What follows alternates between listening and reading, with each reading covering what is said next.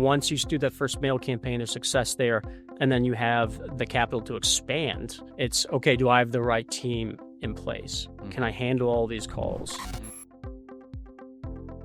Sam, what's going on, brother? How you doing today? Bryan, my man, what's good, dude? Doing good. How about yourself? Doing good, man. Busy. New year. Got a lot of people wanting to start campaigns up. I don't know about you. Same thing going. Seems like a lot of new guys coming in too. 2026, everybody's trying to start off strong and get in the real estate market. Which I love, man. I love, because that, we get a lot of great questions from new people.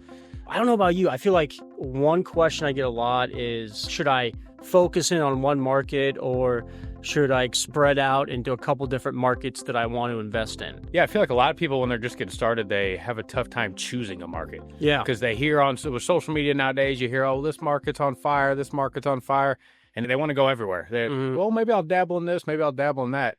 And that can be an issue. That for sure. Yeah. You don't want to spread yourself too thin.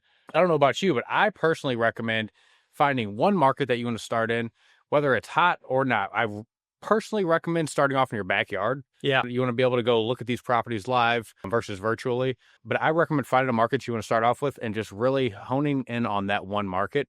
And once you got that down, then you start to expand. Absolutely. And we go to a lot of these events, these real estate events, RIAs.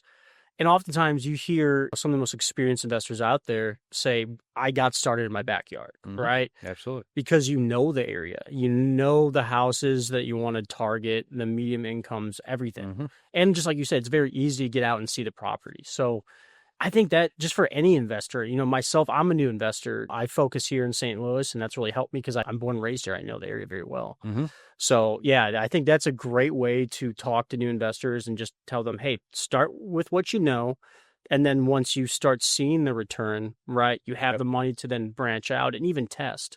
Well, then you've got some marketing dollars you can kind of not necessarily blow, but you've got the money to, like you said, test new markets. And that way, if it doesn't work out, you're not taking a huge hit. You've already closed some deals locally. I mean, hopefully you're continuing to do that. Yeah. Another good thing about staying local is driving for dollars. As you're driving down the road, you're seeing these vacant properties or these run-out properties. Boom, that can be a lead right there. Stop by, knock on the door, put a Post-it note on, send them a flyer, whatever you need to do. But driving for dollars can be gold. Exactly. And then you get familiar with the areas that you keep seeing these houses. And then when you start your campaign up, okay, I want to be in this zip code, this zip code, this zip code. Yep. And I want to look at, single family, multifamily, whatever you have. That's definitely something that I feel like is smart for any investor, like you said. Even if you don't have the money to jump into inbound marketing to start with, driving for dollars, getting familiar with those areas, and then scale it up from there. What are your thoughts on, I know everyone talks about data, right? There's a million different providers out there. I get this question all the time is, what data should I use?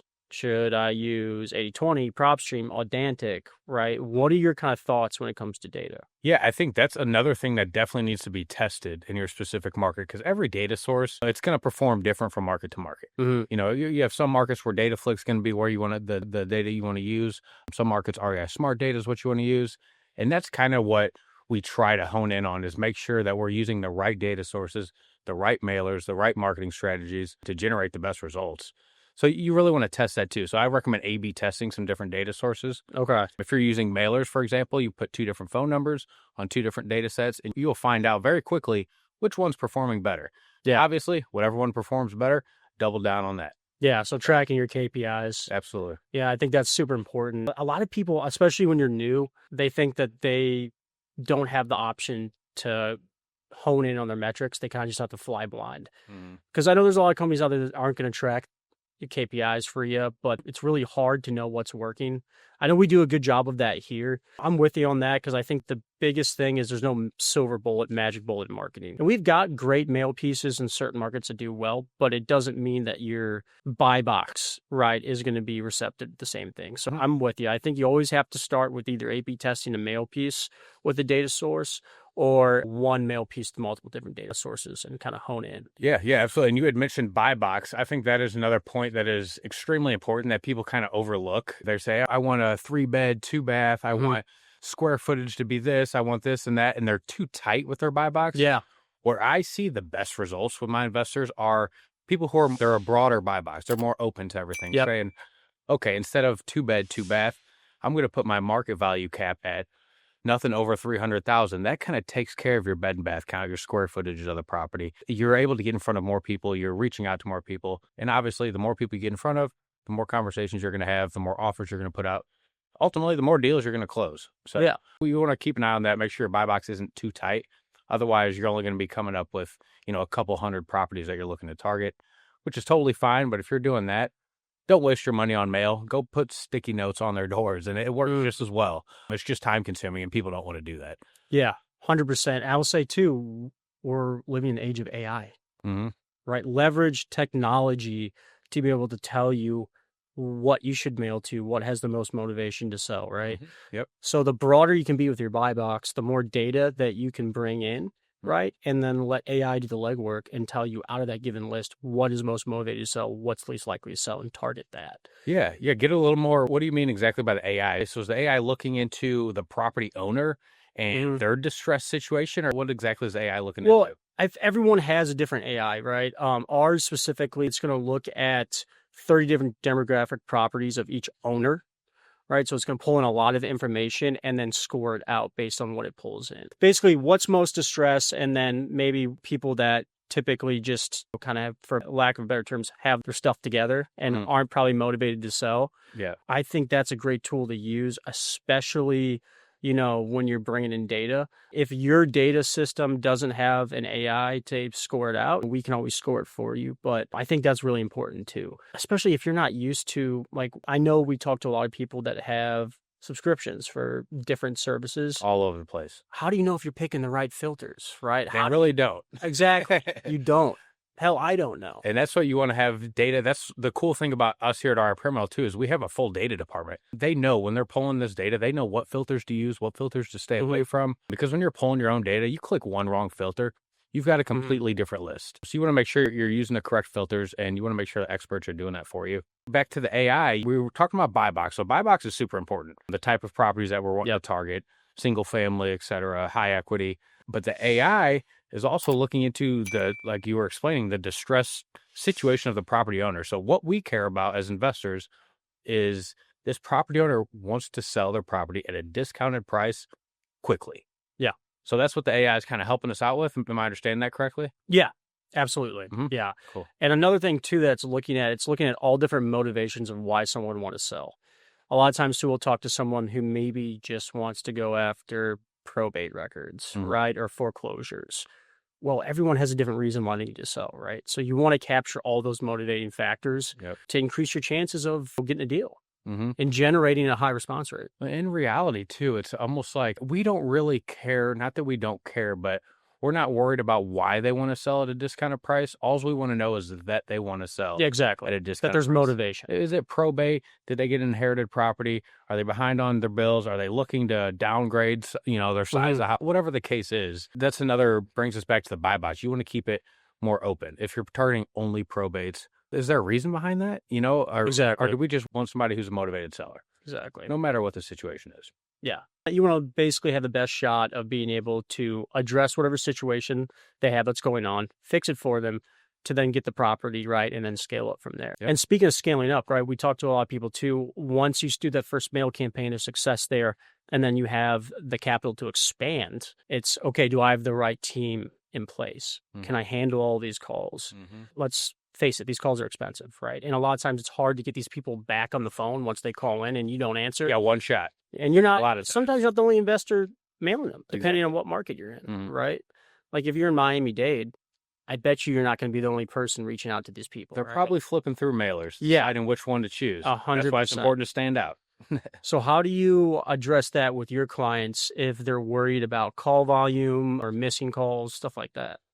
Yeah, first, I wouldn't recommend scaling above what you and your team can handle. Because just like you said, a lot of times you have one shot. When those phone calls come in, if you don't answer, they're calling the next postcard or the next email that they got or text message that they got. Somebody wanted to purchase their house.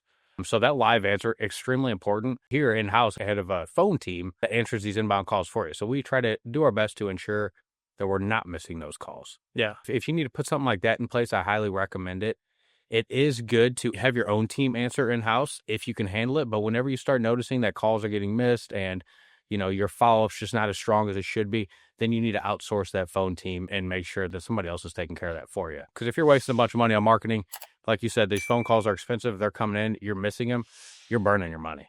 Absolutely. And we don't want to do that. You could be missing deals. Yeah. Yeah, absolutely. And I feel like a lot of people, unfortunately, they get to that space and you don't really know until you start seeing the calls come in. Like, oh, I need something, right? Yep. So that's something I also like to tell new investors, just to be mindful of that as you scale up. I mean, we've helped out a lot of people, right, expand into bigger markets using that phone team. Well, and back to tracking your KPIs. If you're not tracking your KPIs, you don't know how many phone calls you're getting. You don't know how many phone calls you've missed. And you and your team might sit down at a meeting and say, I think we answered about 98% of our phone calls coming in. And then when you really get down in the numbers and you start tracking your KPIs, you realize we're only answering about 50% of these phone calls. So 50% of your marketing is going to waste. Yeah. It's super important. It's a big oh crap moment, right? Yeah, exactly. They're calling Sam to take care of the phone. Yeah, right. For 'em. I agree, man. I agree. And I think, too, we get asked this a lot is why direct mail? And we always say you should use multiple different market mediums, right? I don't know if you tell this to your clients, but I think every source you use is going to hit a different demographic. Why we like mail is it's going to hit that high equity, the older demographic that super targeted. Super targeted. And you can pick those zip codes, those equity percentages, right? But it's definitely something that it works well with a multitude of different strategies. So a lot of people, sometimes you think they come to us and they're like, well, I'm not just going to use direct mail. I don't advise you just to use direct mail, right? But, it's something that really helps scale up your operation. And again, just another source of leads coming through the door is just going to help. When you start to brand yourself too as a company, I don't always recommend putting a logo and branding your mail pieces, depending on the situation you're in, you and your company, or what market you're in, the mailers you're using, things like that. But if people start to see that logo, they see it on a mail piece, they see it on an online ad, they see it on a TV commercial, they hear it on the radio, that starts to click. Something starts to click. I think of it just like myself. Whenever I see a Papa John's commercial 3 times in a night, I start to want some Papa John's. Yeah. So it's kind of the same idea behind that. It's kind of how I look at it. But yeah, I think that's super important. Touch them at all points of contact. And that way, like you said, you're getting in front of the elderly folks that aren't necessarily getting on social media or on the internet to sell their property, but they're checking their mailbox every day. 100%. Then you're also getting in front of some of the younger folks that are on social media that might not care about the mail so much, but they're scrolling, they're filling out the online forums, things like that. Yeah. So you want to make sure you're utilizing all strategies. Well, and you still go to your mailbox, right? Oh, absolutely. Yeah. I mean, we're young bucks. We're young bucks. We still go to our mailbox, right? So you're getting anybody that still checks their mail, right? And that's another thing, too. We talked about, like, in those more saturated markets, things get lost in a stack of mail. Something that we haven't touched on, too, is we've been doing this for, 34 years, 35 years now.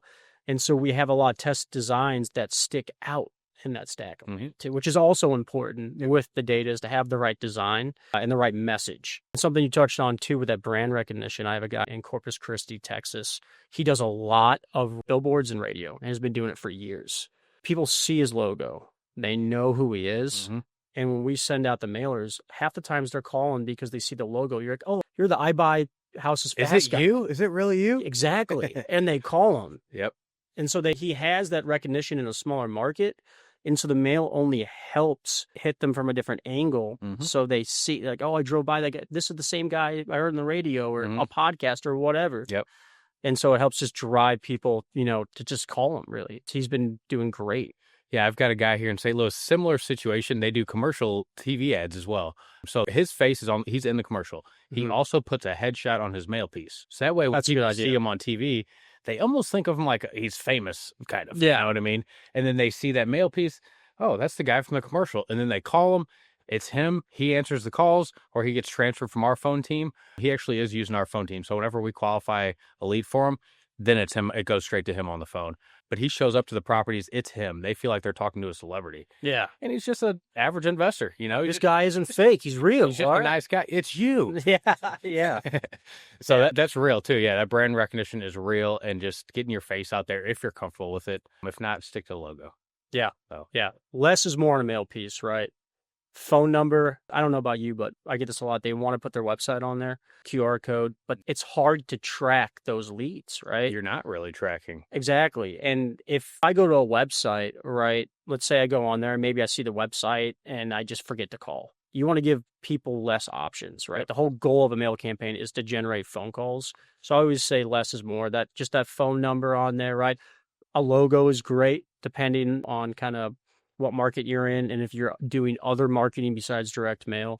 Email addresses, people always want to put email addresses on them. Like, nobody is going to sit down at their computer and email you. No. Hey, I got your mail piece. If they want to sell their property, you want them to pick up the phone, call you, have that conversation.